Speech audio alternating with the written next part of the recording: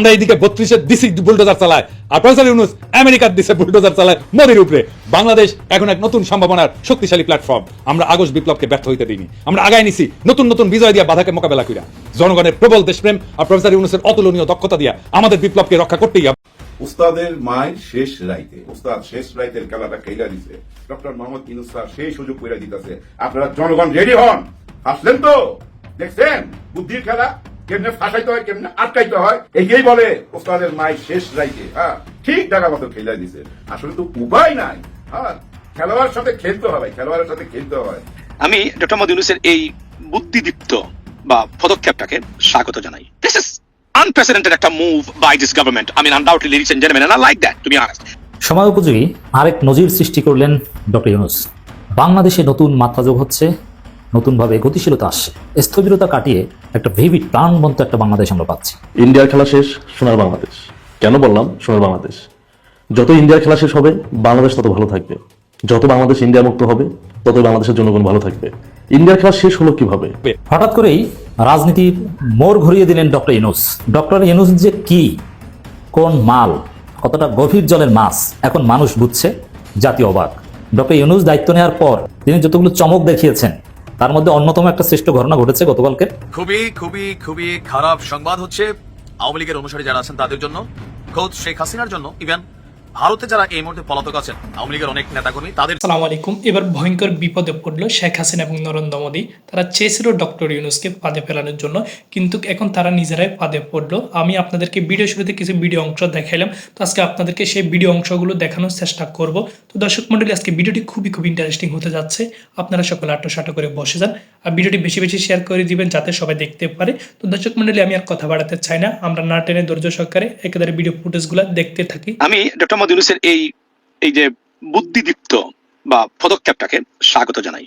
যারা যে যে বিষয় সরকার সংস্কার করতে চায় এবং যারা আপত্তি তুলেছেন এই বিষয়গুলোতে, সেই বিষয়গুলো সরকার ওয়েবসাইট বানিয়ে, ওয়েবসাইটে দল দিয়ে, দলের নাম দিয়ে, দলের একটা চ্যাপ্টার থাকবে, বিএনপির একটা চ্যাপ্টার, জামায়াত ইসলামের একটা চ্যাপ্টার, ফর এক্সাম্পল আওয়ামী লীগেরও ধরতে পারেন, জাসদের একটা চ্যাপ্টার, মানে এই বিষয়গুলা ওনারা দিবেন। এবং দল এক একটা দলের এক এক ধরনের নারাজি, এগ্রি এবং ডিসএগ্রিমেন্ট, এগ্রি এবং ডিসএগ্রি যে জায়গাগুলোতে আছে সেই জায়গাগুলো তারা হাইলাইটস করে ওয়েবসাইটে দিয়ে দিবেন। এবং সেখান থেকে আপনি বুঝতে পারবেন বিএনপি কোন কোন জায়গায় ডিসএগ্রি করেছে বা এগ্রি করেছে, জামায়াত কোন কোন জায়গায় ডিসএগ্রি করেছে, এগ্রি করেছে। ভোটের আগে আপনি এটা জাস্টিফাই করতে পারবেন যে কোন কোন বিষয় আপনার মনে হয়েছে যে এই দল আপনাকে রিপ্রেজেন্ট করে বা কোন কোন বিষয় আপনাকে রিপ্রেজেন্ট করে না।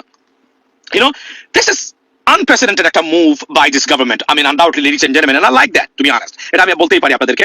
এবং ডক্টর মোহাম্মদ ইউনূসের এই স্ট্র্যাটেজিটা, মানে এটা ঘুরে ফিরে এটা এক ধরনের বেজ্জতি করা, যে আপনারা তো যা ইচ্ছা তাই বলছেন এখন, মানে যেখান থেকে যা ইচ্ছা বলছেন, সংস্কারে বাধা দেন, এটাতে বাধা দেন, এটাতে বাধা দেন। তো ঠিক আছে, আমরা জনগণকে যেহেতু ডাইরেক্টলি আমরা অ্যাড্রেস করতে পারি না, আমি প্রধান উপদেষ্টা হিসেবে, যে বিএনপি খারাপ, বিএনপি এটা করেছে, জামায়াত খারাপ, জামায়াত এটা করেছে, জামায়াত ভালো, বিএনপি ভালো, এটা করেছে। সুতরাং আমি যেটা করবো, ওয়েবসাইটে স্ট্র্যাটেজিক্যালি আমি এটা দিয়ে দিব, জনগণ দেখবে কারা কারা জনগণের পক্ষে, কারা কারা জনগণের বিপক্ষে অবস্থান নিয়েছেন। This is a pretty, I mean, excellent move by this government. I mean, undoubtedly, I can tell you that, ladies and gentlemen. So, আমি অন্ততপক্ষে পছন্দ করেছি এটা, যে না ঠিক আছে, এভাবেই হোক।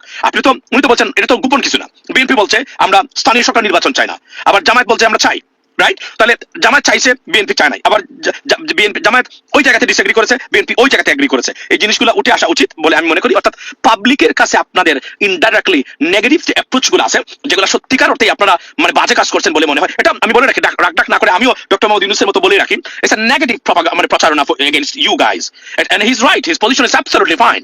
প্রত্যেকটা জায়গাতে আপনি বাধা দিবেন, বলবেন আমি চাই না এটা, তাহলে সংস্কারে আপনি বাধা দিচ্ছেন। এবং এই প্রশ্নটা হলো, নির্বাচনের আগে জনগণ দেখবে আপনারা কোন কোন জিনিস যেগুলো পরিবর্তন হওয়া দরকার কিন্তু আপনারা পরিবর্তন করতে পারে নাই, এই সেই রাজনৈতিক দলগুলো বা নেতৃবৃন্দ যারা আছেন তারা এটাকে বাধাগ্রস্ত করেছেন। লেডিজ এন্ড জেন্টলম্যান, উনি যারা বলছেন ইজ রাইট। উনি কি বলছেন? উনি বলছেন যে আমরা প্রকাশ করে দিব, জাতি আপনাদেরকে নির্ধারণ করবে, যারাই করেছেন আপনি সঠিক ছিলেন না, আপনি আপনার জায়গাতে আপনি রং ছিলেন। Excellent idea, this is an excellent idea, এটাকে আমি সমর্থন করি। সময় উপযোগী আরেক নজির সৃষ্টি করলেন ডক্টর ইউনূস। বাংলাদেশে নতুন মাত্রা যোগ হচ্ছে, নতুনভাবে গতিশীলতা আসছে। স্থবিরতা কাটিয়ে একটা ভিভিড প্রাণবন্ত একটা বাংলাদেশ আমরা পাচ্ছি। প্রশাসনিক গতিশীলতা আসবে। ডক্টর ইউনূস সরকার দ্বিতীয় ইনিংসে প্রবেশ করেছে। আপনারা জানেন এই দ্বিতীয় ইনিংস ভালোভাবেই চলবে, এরপরে ফাইনাল ইনিংস। প্রথম সাময়িক, দ্বিতীয় সাময়িক চলছে, তারপরে ফাইনাল। দর্শক, ডিসি সম্মেলন চলছে। এখানে ডক্টর ইউনূস একটা নজির স্থাপন করলেন যে স্বাভাবিক রাষ্ট্রপতির একটা অধিবেশন থাকতো, রাষ্ট্রপতির সাথে সাক্ষাৎ করতো, নসিহত করতো, কথা বলতেন। এবার সেই সুযোগ চুপ করে দেওয়া হচ্ছে না। এর মানে বিএনপির যে চুপ্পু, বিএনপির প্রিয় চুপ্পু, যাকে রক্ষা করার জন্য কত মায়া কান্না, কত কান্নাকাটি, সেই চুপ্পুকে এই সরকার গনে না। চুপ্পু পুতুল। যুগ যুগ ধরে চলমান যে রীতি, নজির, যে ডিসিরা রাষ্ট্রপতির কাছে যাবে, কথা বলবে, নসিহত করবে, এটা একটা নজির, প্রশাসনিক একটা টেস্ট আছে, কিন্তু সেই চুপ্পুকে গোনার টাইম নেই। এটাকে আমরা গুরুত্বপূর্ণ মনে করি এই সেন্সে যে চুপ্পু যে গুরুত্বহীন, ফর্মালিটিস বা এগুলোতেও যে চুপ্পুকে অনেক সময় দরকার নেই, এটা ডক্টর ইউনূস সরকার প্রমাণ করে দিলেন এই চুপ্পুকে বা রাষ্ট্রপতিকে এড়িয়ে। ডিসিদের নানান নসিহত করেছেন, নির্দেশনা দিয়েছেন। এই নির্দেশনার পর আমরা বিশ্বাস করতে চাই প্রশাসনিক গতিশীলতা আসবে। প্রশাসনে কিন্তু গতিশীলতা নেই। কারো ধমক শুনবেন না, ডিসিদের উদ্দেশ্যে প্রধান উপদেষ্টা। Is very significant. এখন ধমক দেয় কারা? ফ্রাঙ্কলি বলি, ডিসিদের ধমক দেয় বিএনপি, আর বৈষম্য বিরোধী ছাত্র আন্দোলন বা নাগরিক কমিটির লোকজন কিছুটা ধমক দেয়, কিন্তু জামাত শিবির কাউকে ধমক দেয় না।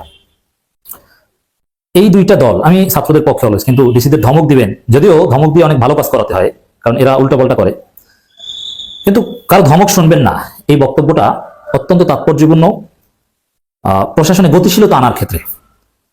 তাহলে কার ধমক শুনবেন? ডক্টর ইউনূসের ধমক শুনবেন, সরকারের ধমক শুনবেন, জনপ্রশাসন উপদেষ্টা যিনি দায়িত্বে আছেন তার ধমক শুনবেন। এইসব নির্দেশনা বা এই সরকারের সাথে দূরত্ব ছিল, অ্যাটাচমেন্টের অভাব ছিল। এই ডিসি সম্মেলনের মধ্য দিয়ে এই সরকারের সাথে ঘনিষ্ঠভাবে কাজ করতে প্রশাসন উদ্যত হবে বলে আমরা বিশ্বাস করি।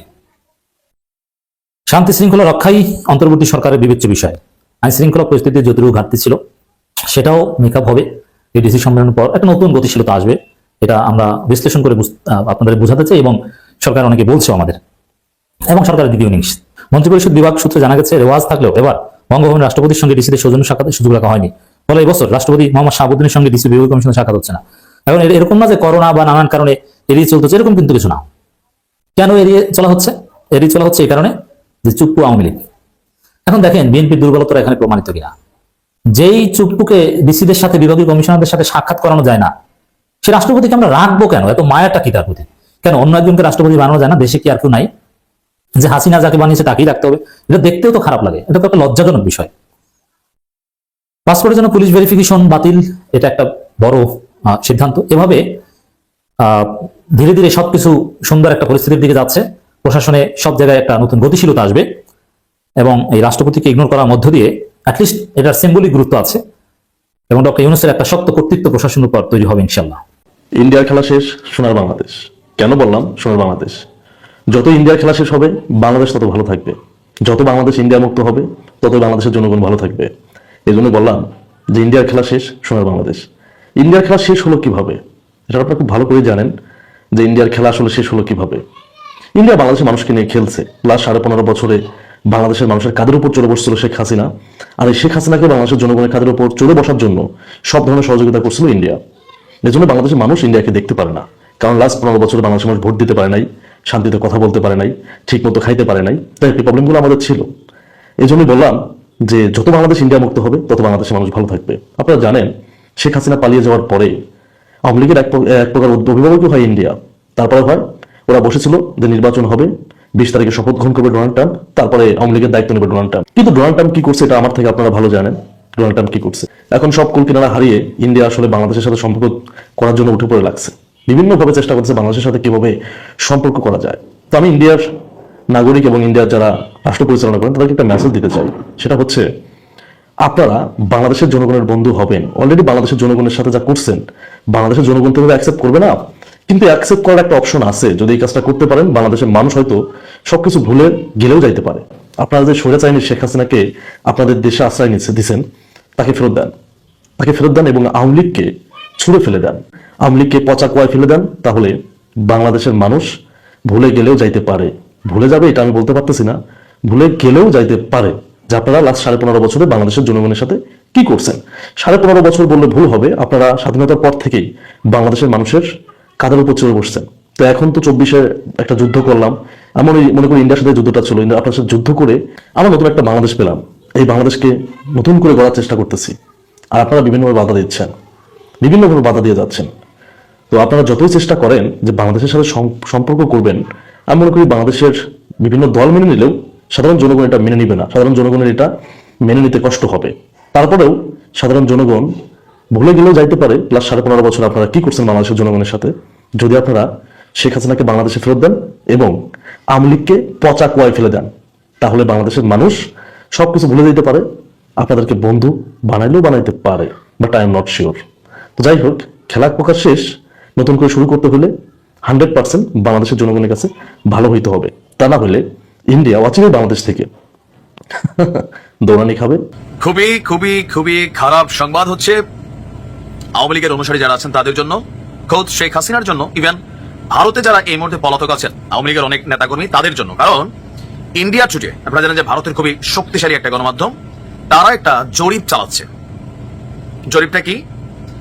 ভারতের প্রভাবশালী সংবাদ মাধ্যম ইন্ডিয়া টুডে, তাদের জরিপটার নাম হচ্ছে India Today mood of the North East. এই শীর্ষক জরিপ, এটা হচ্ছে কি, জরিপে জানতে যাওয়া হয়েছে বাংলাদেশের সাবেক প্রধানমন্ত্রী শেখ হাসিনাকে ভারত সরকারের আশ্রয় দেওয়া প্রসঙ্গে আপনার মতামত কি। আর বিষয়টা খেয়াল করছেন যে আমরা জানি ভারত ফেরত দেবে না, বাট এখন জনগণের কাছে তারা জানতে চাচ্ছে যে আপনার মতামত কি। একটা জনমত সেখানে তৈরি কিন্তু হচ্ছে। এখন আপনি জিজ্ঞেস করলে, ধরুন আপনি কোনো কাজ করছেন, কাউকে জিজ্ঞেস করছেন, এটা একরকম।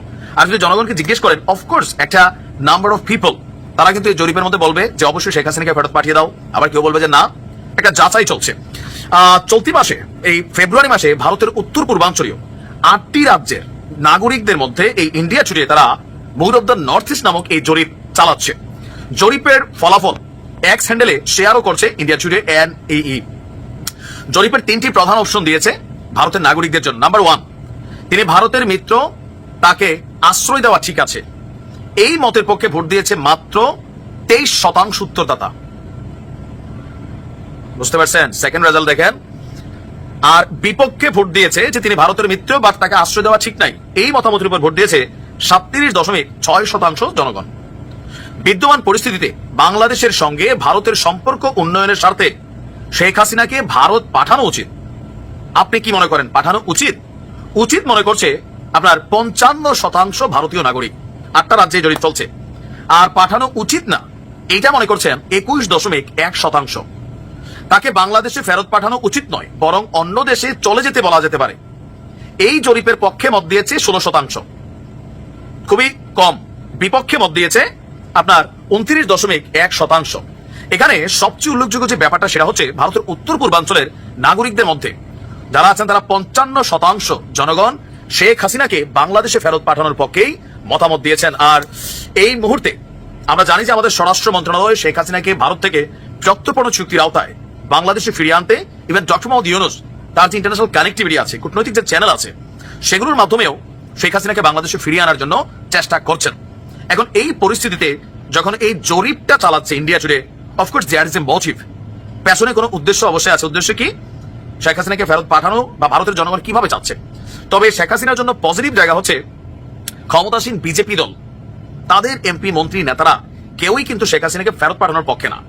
তবে বিরোধী দলের মধ্যে কংগ্রেসে খোদ রাহুল গান্ধী তিনি তার পক্ষে থাকলেও তার দলের মধ্যে অনেকে লাইক শশীধর আর অনেকে আমরা দেখেছি, শিবসেনা, বিভিন্ন জায়গায় বিভিন্ন ভারতীয় গণমাধ্যম, সাংবাদিক, কলামিস্ট, তারা কিন্তু আস্তে আস্তে আপনার শেখ হাসিনাকে বাংলাদেশে ফেরত পাঠানো উচিত ভারত সরকারের, এইটাই কিন্তু মতামত দিচ্ছে। যদি এমনটাই হয়, পরিস্থিতি এমন হতে পারে যে কোনো মুহূর্তে আসলে কিন্তু শেখ হাসিনাকে ভারত বাংলাদেশে পাঠিয়ে দিতে পারে।